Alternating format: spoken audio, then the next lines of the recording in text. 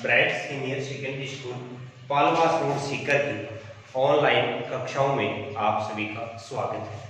और आज हिंदी विषय की जो कक्षा है उसका प्रकरण है अलंकार। प्रकरण अलंकार। आज हम अलंकार का विस्तृत अध्ययन करेंगे। अलंकार क्या है और अलंकार कितने प्रकार के होते हैं और अलंकार का प्रयोग किस प्रकार से किया जाए। तो बात आती है अलंकार की परिभाषा। अलंकार की एक सामान्य सी परिभाषा है कि काव्य की शोभा बढ़ाने वाले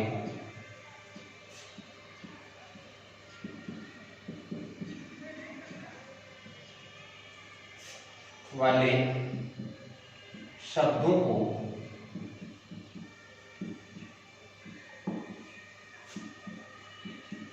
अलंकार कहते हैं। अलंकार का सामान्य अर्थ है आभूषण। अलंकार का सामान्य अर्थ क्या है? आभूषण।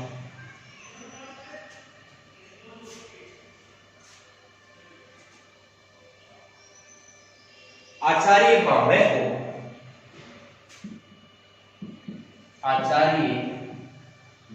को अलंकार संप्रदाय का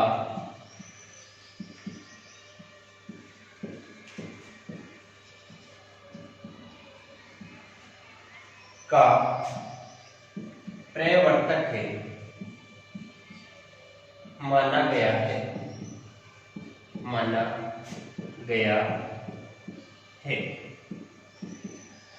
आचार्य बामय को अलंकार संप्रदाय का प्रवर्तक माना गया है। आचार्य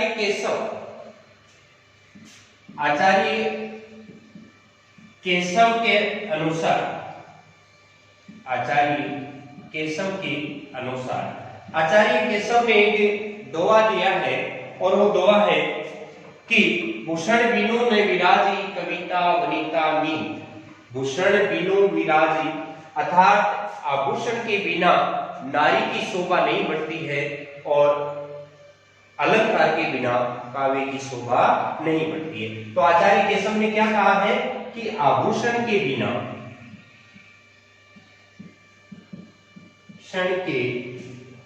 बिना काव्य की शोभा नहीं बढ़ती है। आभूषण के बिना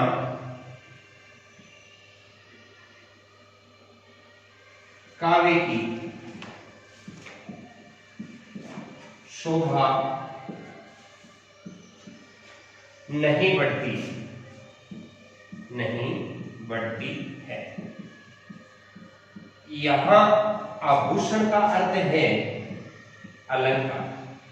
यहां आभूषण का अर्थ है अलंकार अर्थात काव्य की शोभा बढ़ाने वाले शब्दों को अलंकार कहा जाता है। और अलंकार का सामान्य अर्थ आभूषण है और आभूषण का अर्थ ही अलंकार है। जिस प्रकार से नारी की शोभा आभूषणों से बढ़ती है उसी प्रकार से अलंकार से काव्य की शोभा बढ़ती है। बात करते हैं अलंकार के प्रकार। उससे पहले मैं आपको बता दूं अलंकार को काव्य की आत्मा भी कहा जाता है। अलंकार को काव्य की आत्मा भी कहा जाता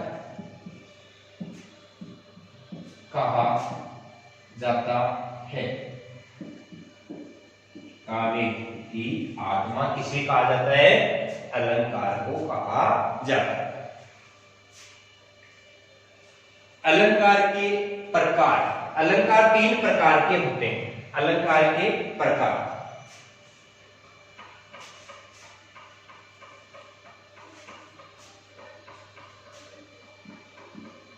अलंकार के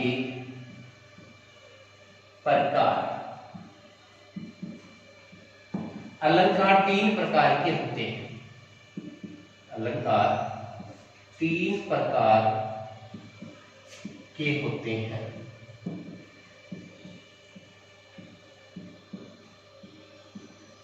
अलंकार कितने प्रकार के होते हैं? तीन प्रकार के होते हैं। नाम लिखते हैं अपन। पहला आता है शब्दालंकार। शब्दालंकार, शब्दालंकार का शाब्दिक अर्थ है कि शब्द के कारण काव्य में अलंकार, शब्द के कारण काव्य में अलंकार। दूसरा आता है अर्थालंकार।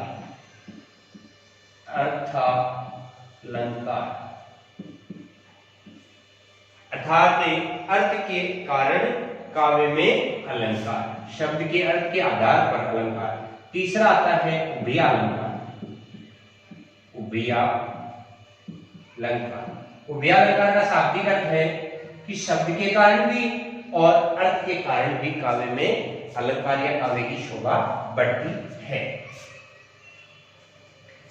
अब इन तीनों का अपन विस्तृत अध्ययन करेंगे कि शब्दालंकार कौन कौन से अलंकार होते हैं, अर्थालंकार कौन कौन से होते हैं और उभयालंकार कौन कौन से होते हैं।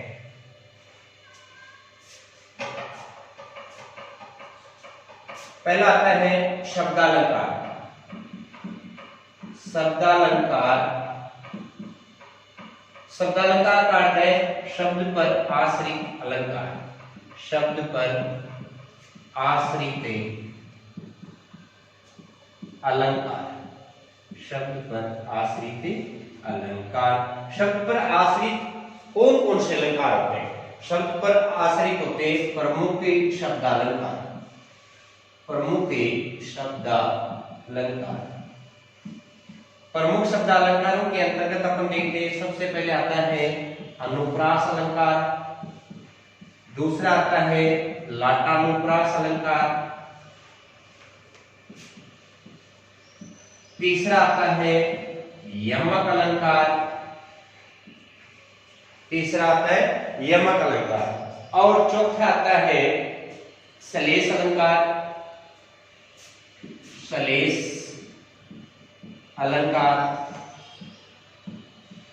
अगला है वक्रोक्ति अलंकार। वक्रोक्ति अलंकार। इस प्रकार से ये प्रमुख शब्दालंकार हैं। दूसरा है अर्थालंकार। अर्थालंकार, इसका सामान्य अर्थ होता है शब्द के अर्थ पर, शब्द के अर्थ पर आश्रित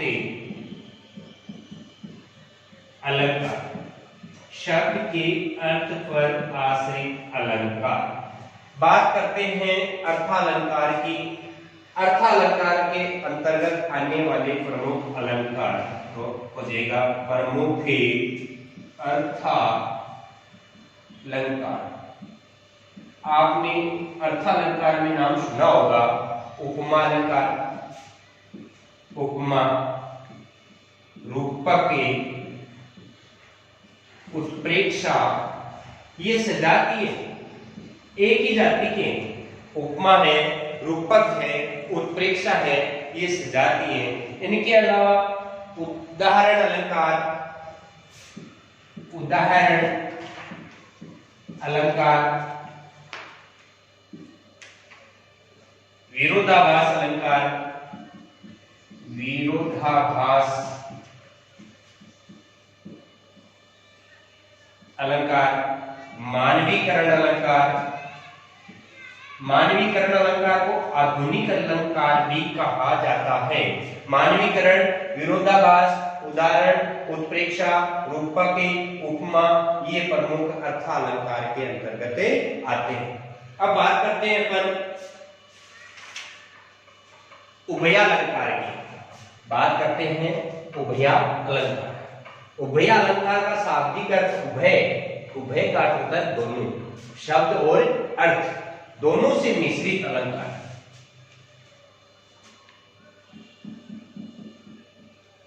उभयालंकार, उभयालंकार का सामान्य अर्थ है शब्द व अर्थ दोनों के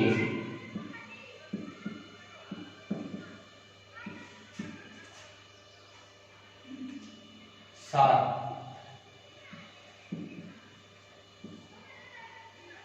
प्रयुक्त होना। शब्द के कारण भी होता है और अर्थ के कारण भी होता है। शब्द और अर्थ दोनों के आधार पर उभयालंकार प्रयुक्त होता है। प्रमुख उभयालंकार के अंतर्गत आते हैं प्रमुख उभयालंकार।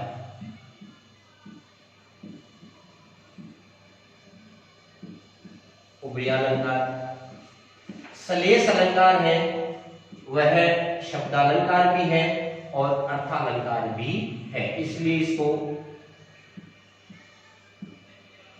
उभयालंकार के अंतर्गत रखा जाता है। आगे है दृष्टांत अलंकार। दृष्टांत अलंकार है वो शब्दालंकार और अर्थालंकार दोनों है। तीसरा आता है शंकर अलंकार। इस प्रकार से अपन ने अलंकार की परिभाषा, अलंकार के प्रकार और प्रकारों के अंतर्गत आने वाले अलग अलग अलंकारों का नामोल्लेख पढ़ लिया है। अब अपन व्यवस्थित रूप से इन अलंकारों को पढ़ेंगे। सबसे पहले बात आती है शब्दालंकार में। शब्दालंकार में अपन ने पढ़ा है अनुप्रास अलंकार। तो आज अपन सबसे पहले अनुप्रास अलंकार का विस्तृत अध्ययन करेंगे।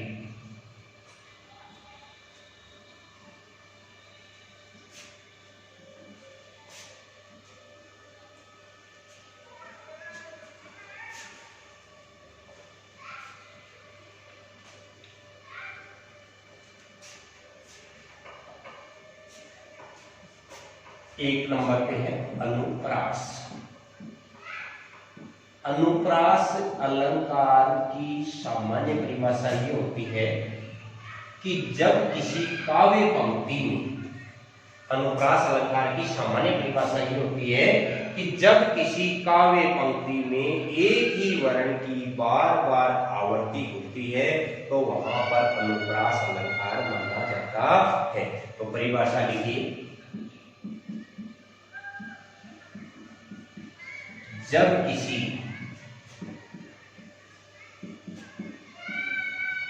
काव्य पंक्ति में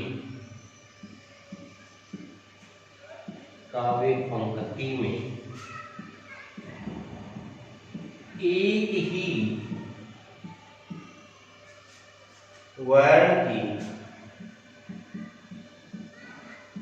की बार बार आवृत्ति होती है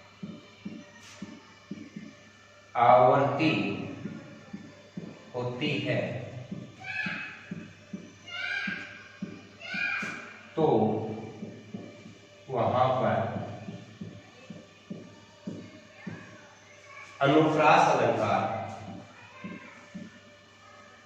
अनुप्रास अलंकार माना जाता है। बच्चों एक बार पुनः अनुप्रास अलंकार की परिभाषा को रिपीट करता हूं। जब किसी काव्य पंक्ति में एक ही वर्ण की बार बार आवृत्ति हो रही हो तो वहां पर अनुप्रास अलंकार माना जाता है। जैसे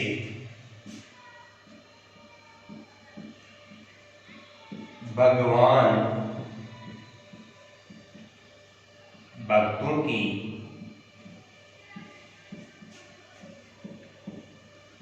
भयंकर बुरी बीती भगाई।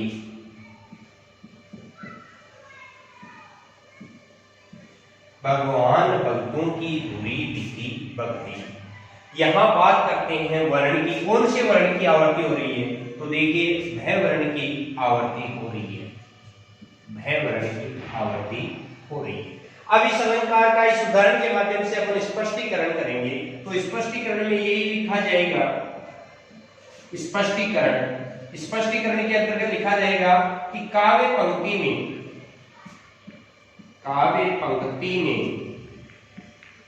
भय वर्ण की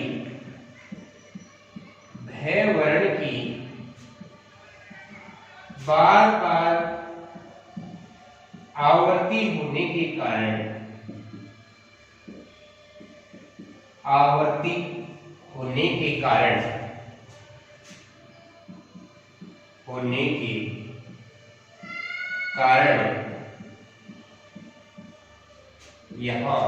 यहाँ अनुप्रास अलंकार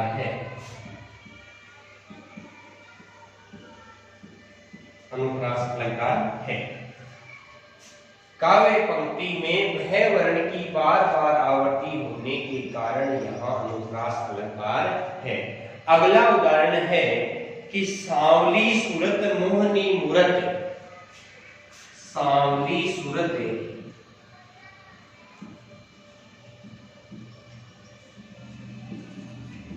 मोहिनी मूरत। यहां पर श्री कृष्ण की विशेषता बताई गई है, लेकिन अपन को शब्दालंकार पढ़ रहे हैं, इसलिए वर्ण को देखना है कि कौन से वर्ण की आवर्ती हो रही है।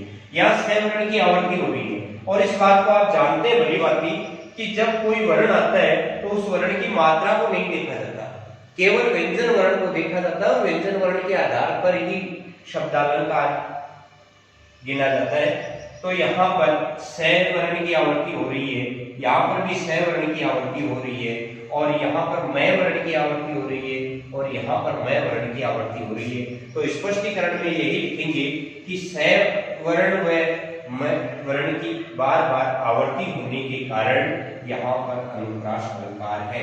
तो स्पष्टीकरण में लिख सकते हैं अपन, स्पष्टीकरण में लिख सकते हैं कि 6 वर्ण तथा मय वर्ण की आवर्ती के कारण अनुप्रास अलंकार है, अनुप्रास अलंकार है।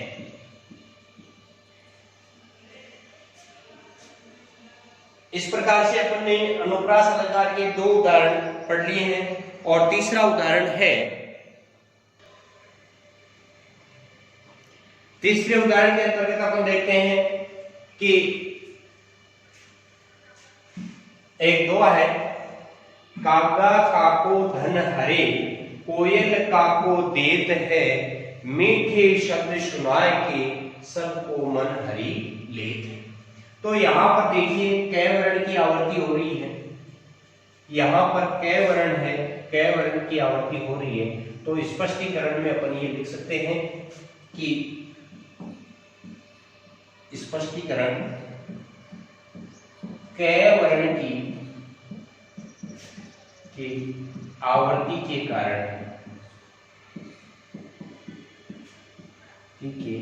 कारण अनुप्रास अलंकार है, अनुप्रास से अलंकार है। एक अपनी किताब में बिहारी वाले पाठ में दोहा है कि बदरस लालच लाल की मुरली धरी लुकाए, शोभे करे भोनी हसे देन कहे नटी जाए। तो यहाँ बदरस लालच लाल की मुरली धरी लुकाए में लय वर्ण की आवर्ती हुई है। तो उदाहरण है, बदरस लालच लाल की मुरली धरी लुकाए, मुरली धरी लुकाए, सोहे करे धोनी से देन कहे नटी जाए।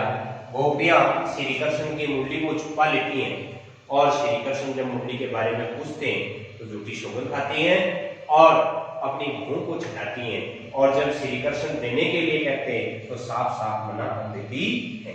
लेकिन अपन को देखना है कि इसमें कौन से वर्ण की आवृत्ति हुई है, लय वर्ण की आवृत्ति हुई है, और लय वर्ण की आवृत्ति के कारण यहाँ पर अनुप्रास अलंकार है। तो इसका इस उदाहरण का अपन स्पष्टीकरण करेंगे। स्पष्टीकरण के अंतर्गत लिखेंगे कि काव्य पंक्ति में लय वर्ण की आवृत्ति के कारण, लय वर्ण की आवृत्ति के कारण अनुप्रास अलंकार है, अनुप्रास अलंकार है।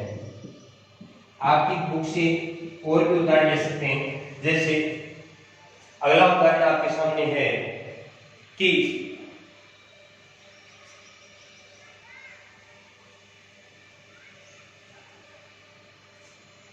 कहत नटत रिजत खिजत मिलत, कहते नटते रिजते रिजते खिजते मिलते लजियात, बरे भोन में करत है नेनो ही सुबात। बिहारी का जो है, कहत नटत रिजत खिजत मिलत लजियात, बरे भोन में करत है नेनो ही सुबात। अर्थात नायक और नायिका आपस में कुछ कहते हैं तो नायिका नट जाती है, मना कर देती है, तो नायक है उस नायिका पर रीझता है, नायक रीझता है तो नायिका उस पर खिंचती है, खिंचकर दोनों का आंखों आंखों में मिलन होता है, और आंखों आंखों में मिलन होने के बावजूद अन्य लोगों को उस भवन में देखते हैं तो दोनों आपस में लज्जा महसूस करते हैं। तो यहाँ तय वर्ण की बार बार आवृत्ति होने के कारण, तय वर्ण की बार बार आवृत्ति हो रही है, साथ ही झ वर्ण की भी बार बार आवृत्ति हो रही है, साथ ही लय वर्ण की भी आवृत्ति हो रही है। तो यहाँ पर अपन कह सकते हैं कि स्पष्टीकरण के अंतर्गत कह सकते हैं कि तय झ व लय वर्ण की आवृत्ति के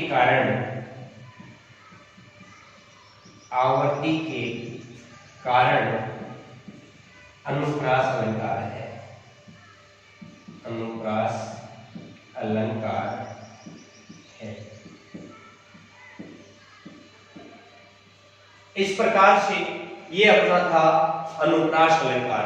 अनुप्रास अलंकार के अनेक उदाहरण हैं, और भी हैं, कई उदाहरण हो सकते हैं। और ये भी बच्चों ध्यान रखना, याद रखना कि किसी एक काव्य पंक्ति में एक से अधिक अलंकार भी हो सकते हैं। एक काव्य पंक्ति में एक से अधिक अलंकार भी हो सकते हैं। ये जरूरी नहीं कि यहाँ पर अनुप्रास अलंकार ही हो, कोई दूसरा अलंकार भी हो सकता है, लेकिन एक अलंकार की प्रधानता होती है। यहाँ पर वर्णों की बार बार आवृत्ति हो रही है तो यहाँ पर अनुप्रास अलंकार है, वो प्रधान अलंकार है, और अन्य गौण अलंकार भी हो सकते हैं। तो अगला अपन अलंकार पढ़ेंगे, अनुप्रास के बाद में अपन ने नाम लिखा था यमक अलंकार। तो अगला टॉपिक अपना होगा यमक अलंकार। अगला टॉपिक क्या होगा आपका? यमक अलंकार।